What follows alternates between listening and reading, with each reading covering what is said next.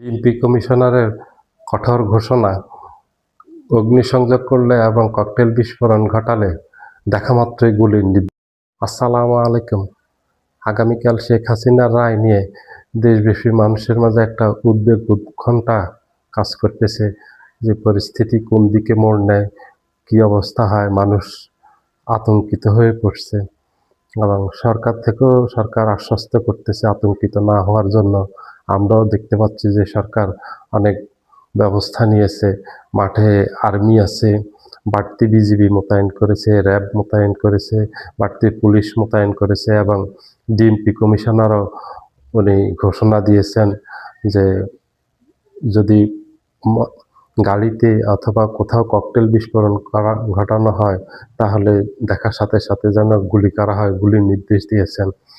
যত কিছুই হোক, যত ব্যবস্থা নেওয়াই হোক, তারপরও মানুষের মাঝে একটা আতঙ্ক থেকেই যায়।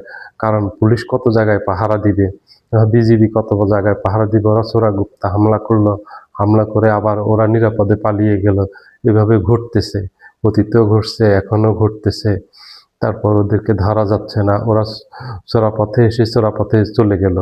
গত কয়েকদিন থেকে দেশব্যাপী অসংখ্য জায়গায় গাড়ি, বিভিন্ন প্রতিষ্ঠানে বোমা হামলা করলো। আজকেও অনেক জায়গায় বোমা হামলা হলো, ককটেল বিস্ফোরণ হলো। আজকে কারণ বাজারে হলো, তারপর শেওড়াপালায় হলো, গতকালকে রাতে মিরপুরে হলো, হাতিরঝিলে হলো। এরকম অসংখ্য জায়গায় আওয়ামী লীগ ককটেল বিস্ফোরণ ঘটাচ্ছে এবং বিভিন্ন জায়গায় যানবাহনে আগুন ধরিয়ে দিচ্ছে, ধরিয়ে দিয়ে পালিয়ে যাচ্ছে ওরা। তাই কিছুটা উদ্বেগ উৎকণ্ঠা মানুষের মাঝে থেকেই যাচ্ছে। মানুষ উদ্বিগ্ন যে এইগুলির জন্যই যে তাদের ছেলে মেয়েরা আছে, স্কুল কলেজে যায়, অনেকে অফিস আদালতে যায়, কি হয় না হয় আসা যাওয়ার পথে মানুষ খুবই উদ্বেগ উৎকণ্ঠার মাঝে আছে। সবাই একটু সচেতন থাকবেন, একটু সাবধানে থাকবেন। আশা রাখি তেমন কিছু হবে না, সব কিছু স্বাভাবিক অবস্থায় থাকবে। এবং রাজপথে বিএনপি সহ জামাত, বিএনপি, এনসিপি সহ সকল রাজনৈতিক দল তারাও ঘোষণা দিয়েছে কালকে রাজপথে থাকবে। আশা রাখি তেমন সংঘর্ষপূর্ণ তেমন পরিস্থিতি তৈরি হবে না, অনেকটা শান্তই থাকবে।